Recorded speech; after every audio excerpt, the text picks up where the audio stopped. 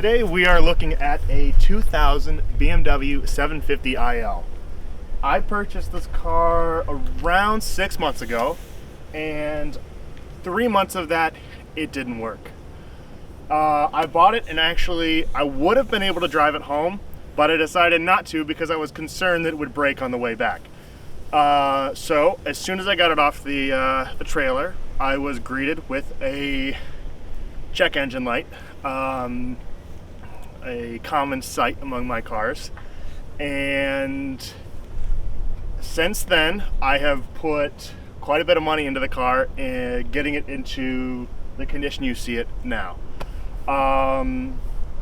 It is the second to last year production on the E38s, and this is the flagship model from BMW. This one was actually spec'd out through BMW Individual, which means that some rich person somewhere decided they wanted to special order this car exactly how they want it. Interestingly enough, they optioned it very similar to the BMW Highline specifications, but there are some minor differences, and it's been verified that it's an individual car, not a Highline spec. The E38, which is the BMW designation for this model, is probably one of my favorite styled sedans of all time. I actually picked this because of the spec, the cream with blue piping over the night blue exterior. But I think all around it's a timeless vehicle. I mean, it shows its age, but at the same time it doesn't look dated compared to other cars in the road. The individual interior on this car, like I said, it's this blue leather along with blue carpet and then cream seats. I believe it's called pearl beige, which means very little to us in English, but in German I'm sure it makes a lot more sense. It's equipped with the typical BMW seatwear you see among BMWs of this era, especially one with, this has 155,000 miles. And it has the lovely BMW sagging headliner, which is to be expected on a car of this age. It's not a hard job on these, but it is something that will most likely need done, especially if you have a southern car. You expect the headliner to fall down.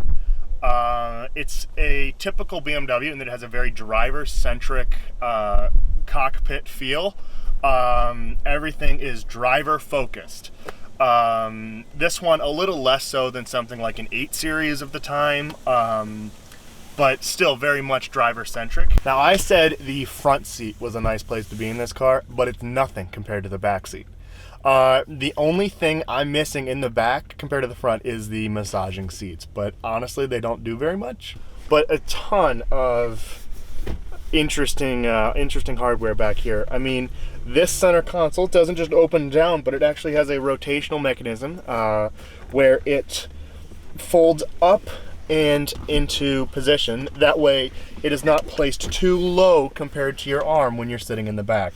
It is unbelievably comfortable. These seats are full power. They recline. They have power headrest, which in this car do not work, and that is a common theme among BMWs especially, but especially the rear seats in these. I mean, the headrest rarely work. It's an easy fix. The cable stretches because it's a Bowden cable. It's very common among that seat design. But the back seat is a fantastic place to be. The E38 750 specifically was powered by a 5.4 liter V12. It makes 322 horsepower and 361 pound-feet of torque. Again, not much by today's standards when you can have a 4-cylinder make that much power, but it was a lot at the time. And I will say that no 4-cylinder you drive today is going to be anywhere close to as smooth as this. It was only a twin cam design, so it only has 2 valves per cylinder, compared to, at the time, Mercedes with their M120 had a 4-valve per cylinder motor, and it actually made considerably more power than this. It made 396 horsepower, I believe, and I think 420 pound-feet of torque. This car supersedes the E32 750, which had a 5-liter very underpowered V12. So this was a huge step up for BMW. The 740s came with the first year of these, the 95 model year, came with an M60, producing, I believe, 282 horsepower and 295 pound-feet of torque, which was replaced by the M62 for the rest of the model run. Now, the early M62s until 98, I believe, did not have Vanos, which is desirable on those. The Vanos really adds a lot of issues and complexity that doesn't need to be there. There are benefits to having it, obviously, but it's not necessary, and for reliability, you would want to avoid that. This obviously does not have Vanos. As far as having two of everything, it felt like I had to replace two of everything. On this car, I had to replace the mass airflow sensors. I had to do the intake gaskets, which isn't as bad as people say, but it's a pain. It is a pain because it has these plastic intake gaskets because the manifolds cross over, and the plastic eventually hardens and it lets air in around. So I have to go around. The typical solution is actually not to replace them because they're $150 a piece and the car requires 4. It's to actually seal them with RTV. Which is what I did, and it worked perfectly. I'm sorry, it's not RTV, it's called Hylamar. It's similar to RTV, but it's non-setting, so it continually will provide security for the manifold. So if they flex at all, it'll keep them so it won't leak. We won't have a vacuum leak down there. This car is equipped with xenon headlights, which was not exactly common at the time. I mean, some cars were beginning to roll that out, but it has xenon projector style headlights. And honestly, for the age of the car, they're excellent. I mean, no halogen headlights from the time are anything close to as good as these, and it rivals current day cars. They are substantially bluer than the majority of today's headlights, but I mean, they are very effective, and they really light up the road well, which is a nice thing about a car from this era. The trunk of this car is absolutely massive, along with just the car in general. It's huge, so you'd expect it, but it's huge. Again, it has PDC sensors across the back. It actually has really complicated taillights where if you lose a bulb, it'll switch and use another thing as the brake light. It is that advanced from that time. I mean, it's unbelievable the amount of functionality this car has. So we'll take a quick look at the trunk. I mean, it's huge. And what? You said we were going to Taco Bell. God. Get out of there. But I mean, you can see that it is huge. Huge. Big enough to fit a person like Kevin. And of course, it is equipped with the toolkit that we've known to expect from BMW, especially from this time. Of course, this actually has all of the tools, but it excludes the warning triangle, just like every other BMW that came to the States at the time. And the trunk struts don't really work. Typical BMW. But all in all, it's a really usable trunk. Sadly, the illustration that shows 4 stowed golf bags is not here, but it actually shows you how to put 4 golf bags in the trunk of this car. It has, of course, this is where the 6 CD changer and navigation system are. The navigation disc, I believe, is missing from this, but the changer is there. And then it has a twin battery stack, which is very expensive to replace. It has so much energy consumption due to all the technology that they equipped it with, and also to start the V12, they actually split the engine computer and the start and everything. They ran that on one battery. I believe that was what ran on the one, and then the other one ran all of the interior electronics and amenities.